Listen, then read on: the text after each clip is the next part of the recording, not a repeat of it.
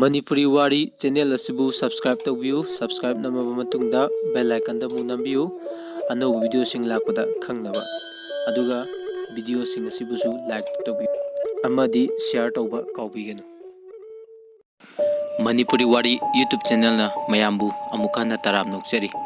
ngasi mayamda khudol tamjagadore wari asi horror story ni wari asibu ibirakpa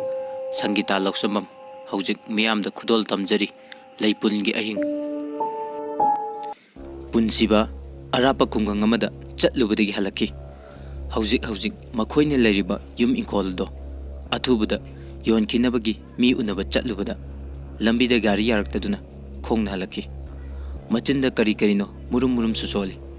ngasi sibu kaya yamna thengkraba jano tawrisibo nongsina hek thengan bani tawrise onthokpagi nong haibaduni hayeng sina kamdauba gari su workshop ta asi haraga makokta nanthai nong na pumcho chotli masa pumba mayum yongna ba haiduna khongleithuna gam chatli nong su karam makhaidi pathakre asum lakpana makhoigi larik hajilakhi yum yogdore khanna asum lai aduga mi na hainaba lamlong ahum phangba hainabi mapa yore mamitta magi laikhidabi nupi abemabu mitmangda sangsang ure asum kina lakpana mongsong lamang amu yoksilaki masado swai launa khangki loi masan chap yungi makhutna muk tapna nanthaje mafam sidabu hendok labadi khana chen ge tawbada khanghaudana nonglei nusit khakpa lawba horke punjiba khangpra khangna tusil mamita ure sakpham kairabi nupi amagi mami saktam do mayek asum singlei magi mit mangda long na thektok laga maya khiki higatuna yenglei punsiba phuk hagutuna amuk yeng nupi dudi amuk ukidre nungchit sitpa khakpa lawbasu leplamde punsiba mamit amuk uraki nakanda hauba khongnang pami makhongda nupi gi saban manba mase marang ukibagum suk tawi mamit noituna muk yeng adubu amuk ukidre punsiba yamna ngaglami nungsito yamna kanbadi nate adubu khongnang pambigi masado yamna kanna hainum lai asum kan khale nongkhatune yengmada usama tektharki punsiba ngahak gyan mangduna leimaida famtai makhutna makokta pai usadudi taraktre nongkhatuna muk yengmada usadudi lengamde akiba sum henkalaki masa thak ni makhong thangba ngamkhidre khakpa lawba amuk haure khangauduna nako maya nakna thotlaba nupigi sumatlaba khonjel amana tata haina nungsina kauraki punsiba mamai chat leitoktuna nakanda koirei leina yenge khonjel dugi maike onduna hairake kanano nangbo amukta ngai bikho hauna taramba khonjel ado noklaga asum lapthoki punsiba machinda lauduna thonggan tamna chensinge thongjin kansinge tawbada kariguma mana makhongda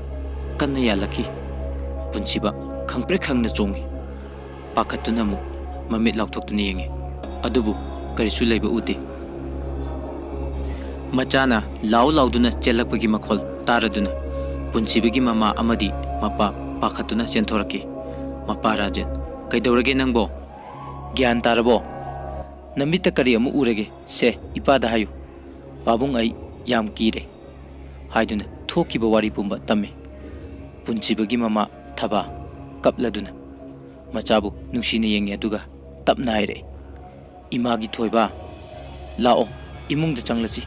imadi nangi na tawse yengba ngamdre aikhoi yumse thaduklaga athubada chatlasi asumna numitto mapa macha ahum ka amada punna wari sanaduna leringai khangauduna nupi amana nahebagi makhol taraki amuksu maning maya yenaka yumthakta dung mi chatpagi khonjel chenduna sanabagi makhol taba horei ahumdo khonjel du tabada akibana masa pumba cheng khaibagum thak ni asumna leringai kagi thongnawdo tapna hangdoraki नुपी अमगी नुंगसीरबा खोंजेलदा थमोय सुकना तेंगथारकी दादा आई नंगबु याम नुंगसिये करिगिनो नंगना आइबु असुक वाहलिबा आइबु असुमना कयाम कुइना ओतखिनी पेंदेबरा ngasisu hayo asumna hairamlaga thong thongnaw amamamta phakai ba horaki punjiba phuk hogutuna sauna he oktabi lamchat nai dabi karigino nang akhoida asuk otliba hayo nang ngasisu kari amuk pamli law na thongna leirabadi imang sida lepu punjiba hanjin hanjin matin thui thui hek thai punjibagi karimnaba wangang nupi do saurak makut to sangtok mangaksham tamna met pahore matawadu ubada mama pakhatna machagi manakta chenchin khut ado chingthokna balakne nupi dugi makut thababu khangin intoraki makok to phaklangda sapu kan yeshinki mama gyan mangduna tuminna laikre rajen afinga phai ka saksang tamna chenchinki thang ama paiduna prap thuna muk changaki machagi mangakta pairiba khutto tamna thang ado haigale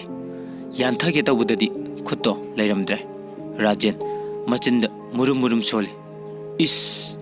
kaya dangam khraba phai yengnaba tare nangna dinga malaroi asumna numit ado adumna hawkre rajen amadi thaba amaiba mat tanadaba yade hainaduna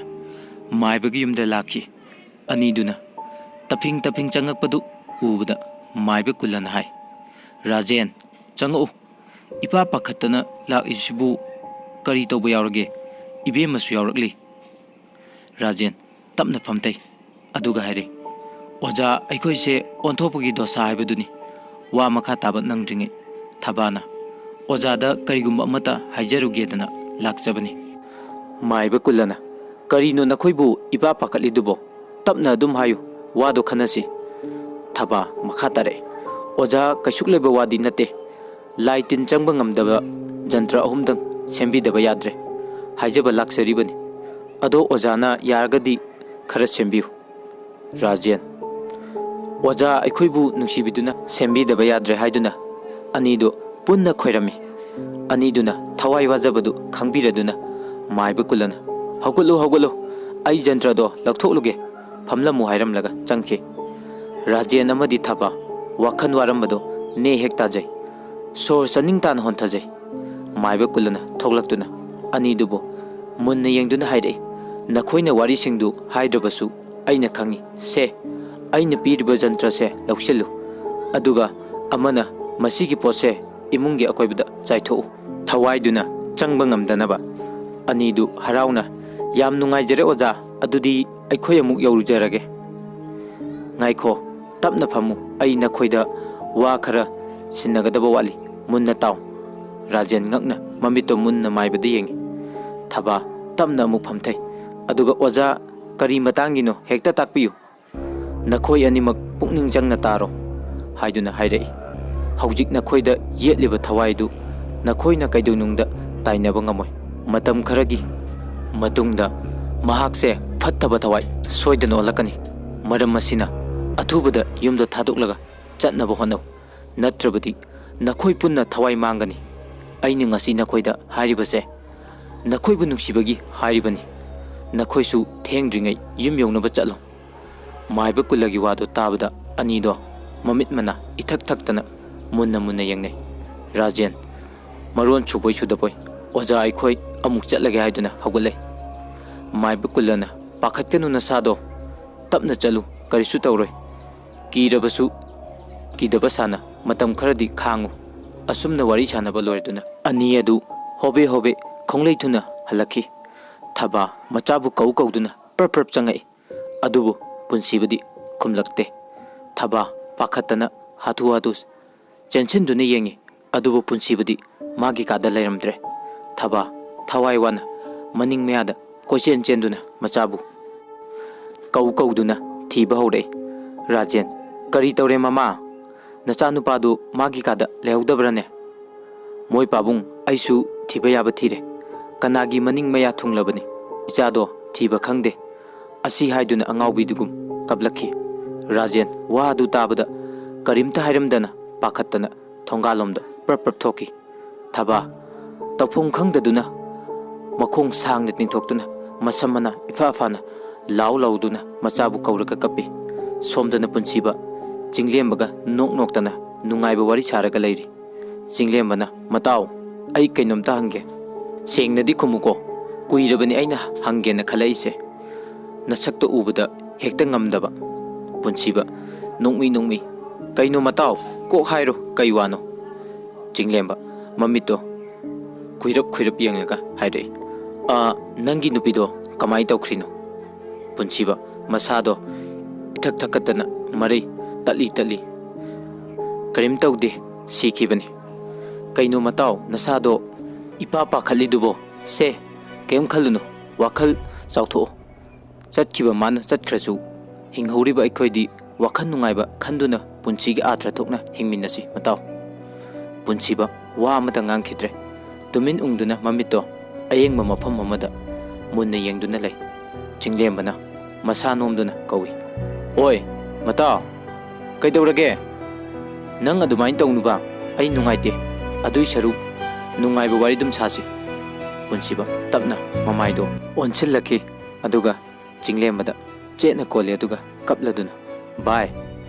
ꯑꯩ ꯋꯥꯈꯜꯁꯦ ꯂꯩꯇꯥꯐꯝ ꯈꯪꯗꯦ, ꯍꯥꯏꯐꯝ ꯈꯪꯗꯅ ꯌꯥꯝ ꯋꯥꯏ꯫ ꯑꯩꯅ ꯇꯧꯔꯨꯕ ꯐꯠꯇꯕ ꯀꯌꯥꯗꯨꯅ ꯉꯁꯤꯗꯤ ꯑꯩꯕꯨ ꯇꯣꯏꯅ ꯑꯣꯠꯂꯔꯦ꯫ ꯑꯩ ꯀꯅꯥꯗꯁꯨ ꯋꯥꯔꯧꯗꯦ. ꯑꯩꯅ ꯇꯧꯕꯅ ꯑꯩꯅ ꯐꯪꯖꯕꯅꯤ. ꯅꯣꯛꯊꯛꯇ ꯇꯤꯟ ꯁꯤꯀꯠꯂꯒ ꯏꯃꯥꯏꯗ ꯇꯥꯏ ꯍꯥꯏꯕꯗꯨꯃꯛ ꯑꯩꯉꯣꯟꯗ ꯉꯁꯤꯗꯤ ꯊꯣꯛꯂꯔꯦ." ꯆꯤꯡꯂꯦꯝꯕ ꯄꯨꯟꯁꯤꯕꯒꯤ ꯋꯥꯗꯣ ꯇꯥꯕꯗ ꯏꯉꯛ ꯉꯛꯅ, "ꯃꯇꯥꯎ, ꯅꯪ ꯀꯩꯗꯧꯔꯒꯦ ꯍꯥꯏꯌꯨ? ꯅꯪ ꯀꯅꯥꯗ ꯀꯔꯤ ꯇꯧꯔꯒꯦꯕ?" ꯄꯨꯟꯁꯤꯕ ꯈꯪꯍꯧꯗꯅ ꯃꯆꯤꯟꯗꯒꯤ ꯍꯥꯏꯗꯣꯛꯈꯤꯕ ꯋꯥꯗꯨ ꯅꯤꯡꯁꯤꯡꯕ ꯊꯣꯛꯈꯤꯗ꯭ꯔꯦ꯫ ꯄꯨꯟꯁꯤꯕ ꯃꯆꯤꯟꯗ ꯆꯣꯏꯔꯣꯟ ꯀꯌꯥ ꯑꯃꯁꯨ ꯂꯣꯜꯂꯛꯈꯤ꯫ "ꯑꯩꯒꯤ ꯃꯇꯝ ꯌꯧꯔꯦ, ꯑꯩ ꯆꯠꯂꯅꯤ. ꯃꯥꯅ ꯑꯩꯕꯨ ꯇꯣꯏꯅ ꯏꯅꯥꯛꯇ ꯂꯥꯛꯇꯨꯅ ꯈꯨꯠꯂꯥꯝ ꯇꯣꯏꯅ ꯀꯧꯔꯦ." ꯆꯤꯡꯂꯦꯝꯕ ꯃꯃꯤꯠ ꯂꯥꯎꯊꯣꯛꯇꯨꯅ ꯄꯨꯟꯁꯤꯕꯒꯤ ꯄꯥꯝꯕꯣꯝ ꯑꯅꯤ ꯄꯥꯏꯗꯨꯅ ꯅꯣꯝꯃꯤ꯫ ꯄꯨꯟꯁꯤꯕ ꯈꯪꯄ꯭ꯔꯦꯛ ꯈꯪꯅ ꯃꯃꯤꯠ ꯃꯅꯥ ꯌꯦꯡꯈꯠꯇꯨꯅ ꯆꯦꯟꯒꯦ ꯇꯧꯏ꯫ ꯆꯤꯡꯂꯦꯝꯕ ꯃꯈꯨꯠꯇꯣ ꯀꯟꯅ ꯌꯥꯜꯂꯤ, ꯑꯗꯨꯒ ꯍꯥꯏꯔꯛꯏ, "ꯀꯩꯅꯣ ꯄꯨꯟꯁꯤꯕ, ꯅꯪꯅ ꯉꯁꯤ ꯇꯧꯔꯤꯕ ꯃꯌꯥꯝꯁꯤꯕꯣ? ꯍꯥꯏꯌꯨ, ꯅꯪ ꯀꯩꯗꯧꯔꯒꯦ?" ꯑꯁꯤ ꯍꯥꯏꯗꯨꯅ ꯀꯞꯄꯤ꯫ ꯄꯨꯟꯁꯤꯕ ꯇꯞꯅ ꯋꯥꯈꯜ ꯇꯥꯔꯛꯇꯨꯅ, "ꯚꯥꯏ, ꯅꯪ ꯀꯞꯄꯤꯕ ꯀꯩꯒꯤꯅꯣ? ꯁꯦ, ꯀꯞꯀꯅꯨ." ꯍꯥꯏꯗꯨꯅ ꯆꯤꯡꯂꯦꯝꯕꯕꯨ ꯊꯦꯝꯃꯤ꯫ ꯆꯤꯡꯂꯦꯝꯕ ꯋꯥꯈꯜꯗꯗꯤ ꯆꯤꯡꯅꯖꯩ, ꯀꯔꯤꯅꯣ ꯄꯨꯟꯁꯤꯕꯁꯦ ꯍꯥꯟꯅꯒ ꯃꯥꯟꯅꯗ꯭ꯔꯦ? ꯃꯥꯒꯤ ꯅꯨꯄꯤ ꯂꯩꯈꯤꯗꯕꯁꯤꯗ ꯃꯥꯁꯨ ꯋꯥꯈꯜ ꯆꯣꯏꯕ ꯍꯧꯔꯛꯂꯕ ꯖꯥꯠꯂꯥ? ꯄꯨꯟꯁꯤꯕ ꯅꯣꯛꯐꯦꯠꯇꯧꯅ, "ꯀꯩꯅꯣ ꯑꯃꯨꯛ ꯃꯪꯉꯤꯗꯨꯅ? ꯑꯩꯉꯣꯟꯗꯗꯤ ꯍꯥꯏꯔꯤ, ꯅꯪꯅ ꯑꯃꯨꯛ ꯍꯦꯟꯖꯤꯟꯈ꯭ꯔꯦ." ꯆꯤꯡꯂꯦꯝꯕ ꯅꯣꯛꯃꯤ, "ꯑꯁ ꯌꯥꯔꯦ, ꯂꯥꯛꯑꯣ, ꯌꯨꯝ ꯍꯜꯂꯁꯤ. ꯑꯗꯣ ꯍꯣꯔꯦꯟꯗꯤ ꯒꯦꯝ ꯈꯔ ꯇꯧꯁꯤꯗꯅ." ꯑꯍꯤꯡꯗ, ꯌꯥꯏꯅꯦ, ꯑꯗꯣ ꯀꯔꯤ ꯒꯦꯝꯅꯣ? "ꯃꯣꯕꯥꯏꯜ ꯂꯤꯖꯦꯟ ꯅꯠꯇ꯭ꯔꯒ ꯄꯞꯖꯤꯔꯣ?" ꯆꯤꯡꯂꯦꯝꯕ ꯃꯀꯣꯛ ꯍꯣꯜꯂꯒ, "ꯑꯁ, ꯅꯣꯏ ꯄꯞꯖꯤꯗꯣ ꯄꯜꯂꯛꯀꯅꯨꯀꯣ. ꯑꯩ ꯑꯗꯨ ꯒꯦꯝꯗꯨꯒꯤ ꯍꯥꯛꯇꯛꯇ ꯅꯠꯇ꯭ꯔꯣ ꯑꯩꯅ ꯈ꯭ꯋꯥꯏꯗꯒꯤ ꯅꯨꯡꯁꯤꯖꯕ ꯄꯥꯝꯖꯕ ꯅꯨꯄꯤ ꯀꯥꯏꯅꯈ꯭ꯔꯤꯗꯣ?" "ꯀꯩꯅꯣ, ꯀꯃꯥꯏ ꯀꯥꯏꯅꯩꯕ ꯑꯗꯨꯅ?" "ꯍꯣ, ꯐꯖꯕ, ꯑꯗꯨ ꯒꯦꯝꯗꯣ ꯍꯦꯛ ꯁꯥꯟꯅꯈ꯭ꯔꯕ ꯅꯨꯄꯤꯗꯤ ꯂꯥꯏꯔꯗꯅ ꯆꯥꯛ ꯐꯥꯎꯕ ꯂꯥꯝꯕ ꯐꯥꯎꯗꯦ. ꯑꯗꯨꯗ ꯃꯪꯉꯤꯉꯩ ꯑꯩꯈꯣꯏ ꯑꯃꯗꯣ ꯅꯨꯄꯥ ꯑꯃꯗ ꯀꯥꯞꯊꯣꯛꯈꯤꯕꯒꯤ ꯋꯥꯅꯤꯁꯦ." ꯄꯨꯟꯁꯤꯕ ꯃꯌꯥ ꯍꯤꯒꯠꯂꯒ, "ꯑꯣ, ꯌꯥꯔꯦ, ꯍꯥꯏꯖꯤꯜꯂꯣ. ꯑꯩꯈꯣꯏꯗꯤ ꯀꯩꯝ ꯈꯪꯗꯕ ꯃꯤꯅꯤꯅ ꯈꯔꯒ ꯍꯥꯏꯖꯤꯟꯈꯣ. ꯋꯥꯠꯂꯤ, ꯌꯥꯝ ꯋꯥꯠꯂꯤ." "ꯑꯣꯏ, ꯅꯌꯥꯗꯣ ꯁꯤꯡꯖꯪꯃꯨꯛ ꯆꯧꯕꯗꯣ ꯌꯥꯝ ꯍꯤꯒꯠꯂꯛꯀꯅꯨ. ꯑꯣꯟꯅꯤꯡꯉꯤꯀꯣ. ꯃꯌꯥꯅꯦꯅ ꯁꯅꯥ ꯃꯆꯨ ꯏꯇꯩ ꯍꯦꯛ ꯇꯩꯔꯗꯅ ꯇꯨꯀꯠꯆꯩꯌꯦ." ꯄꯨꯟꯁꯤꯕ ꯅꯣꯛꯂꯒ ꯑꯃꯨꯛ ꯈꯨꯝꯃꯤ, "ꯑꯣꯖꯥꯗꯤ ꯌꯥꯝ ꯂꯨ ꯅꯥꯟꯕꯅꯤꯅ ꯃꯉꯛ ꯁꯝꯅꯦꯅ ꯅꯨꯔꯥ ꯉꯥꯛꯇ. ꯍꯨꯃꯥꯡ ꯃꯅꯝꯅ ꯂꯩꯕ ꯌꯥꯗ꯭ꯔꯦ. ꯆꯠꯊꯣꯛꯑꯦ ꯁ꯭ꯋꯥꯏꯗ." "ꯑꯗꯨꯃꯛꯅꯅꯤ ꯅꯇꯨꯗꯨꯅ ꯀꯥꯎꯊꯣꯛꯑꯝꯃꯒ ꯆꯦꯟꯊꯣꯛꯈ꯭ꯔꯤꯗꯣ." ꯑꯅꯤꯗꯨ ꯅꯣꯛꯇꯨꯅ ꯂꯝꯕꯤꯗ ꯂꯥꯛꯈꯤ꯫ ꯔꯥꯖꯦꯟ ꯏꯄꯥ ꯄꯥꯈꯠꯅ ꯆꯦꯜꯂꯛꯄꯗꯨ ꯎꯕꯗ ꯄꯨꯟꯁꯤꯕ ꯃꯄꯥꯒꯤ ꯃꯅꯥꯛꯇ ꯆꯦꯟꯁꯤꯜꯂꯤ꯫ "ꯄꯥꯕꯨꯡ, ꯀꯥꯏꯗꯅꯣ ꯏꯄꯥ ꯄꯥꯈꯠꯅ ꯇꯧꯔꯛꯏꯁꯤꯕꯣ?" "ꯏꯕꯨꯡꯉꯣ, ꯏꯄꯥꯗꯤ ꯄꯥꯈꯠꯂꯨꯔꯦ. ꯏꯆꯥꯁꯤꯗ ꯂꯩꯔꯝꯕ ꯌꯥꯝ ꯐꯔꯦ. ꯂꯥꯛꯑꯣ, ꯅꯃꯥꯗꯣ ꯅꯪ ꯊꯤꯕꯗ ꯑꯉꯥꯎꯕꯤ ꯁꯥꯗꯨꯅ ꯂꯩꯍꯧꯔꯤꯕꯅꯤ."